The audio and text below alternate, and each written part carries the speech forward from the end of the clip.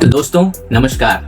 Bank assist India के एक नए वीडियो में मैं गौरव खरे आपका फिर से स्वागत करता हूं। क्या आपने हाल ही में बैंकिंग मार्केट का हाल देखा? भारत के सबसे बड़े प्राइवेट बैंक HDFC के शेयर एक बार फिर धड़ाम हो गए। सिर्फ एक ही दिन में शेयरों में करीब 2.6% की गिरावट आई है और करोड़ों रुपए की मार्केट वैल्यू साफ हो गई। वजह मीडिया में लीक हुई एक बेहद सीक्रेट इंटरनल विजिलेंस रिपोर्ट के मुताबिक बैंक ने 45 करोड़ रुपए की एक संदिग्ध पेमेंट सीधे Maharashtra state road development corporation यानी MSRDC को की है। आरोप है कि ये कोई नॉर्मल पेमेंट नहीं थी, बल्कि बैंकिंग नियमों को ताक पर रखकर किया गया एक जुगाड़ था, जिसमें बैंक के टॉप एग्जीक्यूटिव तक का नाम उछाला जा रहा है। हालांकि HDFC बैंक ने तुरंत एक ऑफिशियल स्टेटमेंट जारी करके इन सारे आरोपों को सिलेक्टिव और बेबुनियाद बताकर सिरे से खारिज कर दिया है। लेकिन सवाल ये है कि अगर सब कुछ इतना ही पाक साफ है तो मार्केट इतना डरा हुआ क्यों है? इस सवाल का जवाब जानने के लिए हमें थोड़ा पीछे जाना होगा, उस रात जब इस पूरे स्कैंडल की असल शुरुआत हुई थी। जरा सोचिए,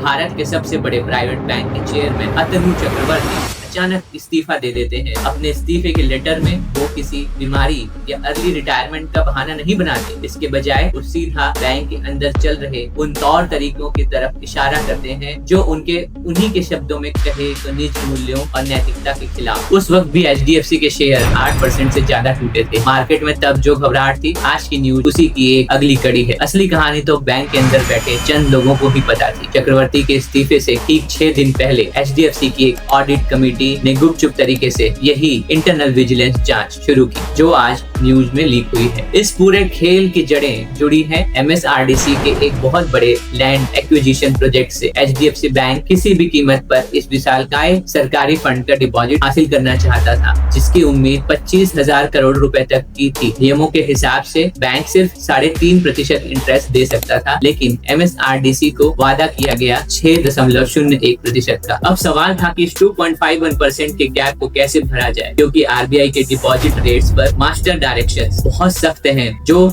बैंकों को किसी इंडिविजुअल डिपॉजिटर को ऐसा स्पेशल रिटर्न देने से साफ रोकते हैं। इतना बड़ा अकाउंट हाथ से जाता देख बैंक की टॉप लीडरशिप ने जुगाड़ निकाला। इंटरनल जांच के मुताबिक टॉप एग्जीक्यूटिव्स ने 6.01% के वादे को पूरा करने के लिए एक वर्बल एग्रीमेंट कर लिया। इस गैप को भरने के लिए फाइनेंस डिपार्टमेंट ने मार्केटिंग का बजट बढ़ा दिया और इस एक्स्ट्रा पैसे को MSRDC के एक रोड सेफ्टी अवेयरनेस कैंपेन की स्पॉन्सरशिप का नाम देकर बाहर भेजा गया। यानी अवैध इंटरेस्ट का पैसा मार्केटिंग के खर्चे के नाम पर सफेद किया जा रहा था। लेकिन इस पूरे प्लान का एग्जीक्यूशन इतना बचकाना था कि क्या कहें। जब इंटरनल ऑडिटर्स ने कागज खंगाले तो उन्होंने पाया कि करीब 9 करोड़ रुपए के वेंडर इनवॉइस ऐसे ही पास कर दिए गए, बिना इस सबूत के कि असल में कोई अवेयरनेस इवेंट हुआ भी था या नहीं। हद तो तब हो गई जब कई अलग अलग इनवॉइस में एक ही सड़क की तस्वीर बार बार चिपका दी गई। जांच की आंच जब चीफ मार्केटिंग ऑफिसर तक पहुंची तो सब उगल दिया गया। उन्होंने साफ मान लिया कि मार्केटिंग डिपार्टमेंट ने इस इंटरेस्ट के अंतर को स्टैंडर्ड मार्केटिंग खर्च की तरह छिपाने का काम किया था। फाइनेंस और मार्केटिंग ने मिलकर इस गैर कानूनी पेमेंट को रेगुलर ऑपरेशनल खर्च बता दिया। यही वो विजिलेंस रिपोर्ट है जिसने साफ साफ कहा था कि सीधा RBI के मास्टर डायरेक्शन और खुद HDFC की एंटी ब्राइबरी और एंटी करप्शन पॉलिसी का उल्लंघन है। यही वो पर्दापोशी थी जिसके चलते चेयरमैन अतनु चक्रवर्ती ने इस विवाद के फटने से पहले ही इस्तीफा देना सही समझा था। और आज जब यही रिपोर्ट लीक होकर पब्लिक डोमेन में आई है तो HDFC बैंक का पब्लिक स्टैंड आज भी पूरी तरह से इनकार का है। अपनी ही इंटरनल विजिलेंस की फाइंडिंग्स को नकारना निवेशकों के लिए कितना बड़ा रिस्क है। यह दिखाता है कि बैंक अपने ही इंटरनल वॉच डॉग्स को इग्नोर करने से पीछे नहीं हटता। अगर हम इसे थोड़े बड़े नजरिए से देखें तो ये केस एक बहुत बड़ी स्ट्रक्चरल फ्लॉज को उजागर करता है।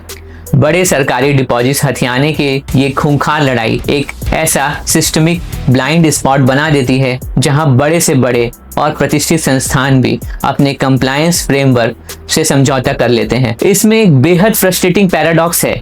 इंटरनल ऑडिट सिस्टम ने अपना काम किया और फ्रॉड पकड़ लिया, लेकिन पब्लिक को बताने का मैकेनिज्म पूरी तरह फेल हो गया। मार्केट को तब तक अंधेरे में रखा गया जब तक कि खबर मीडिया में लीक नहीं हो गई। संस्थाओं पर भरोसा बहुत नाजुक होता है।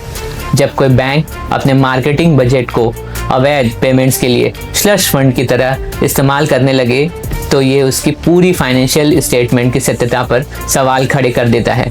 ये 45 करोड़ सिर्फ पैसों का मामला नहीं है, बल्कि उस भरोसे की कीमत है जिस पर पूरा बैंकिंग सिस्टम टिका हुआ है। तो आपको हमारा वीडियो कैसा लगा हमें कमेंट में बताएं और हमारे चैनल को सब्सक्राइब करें।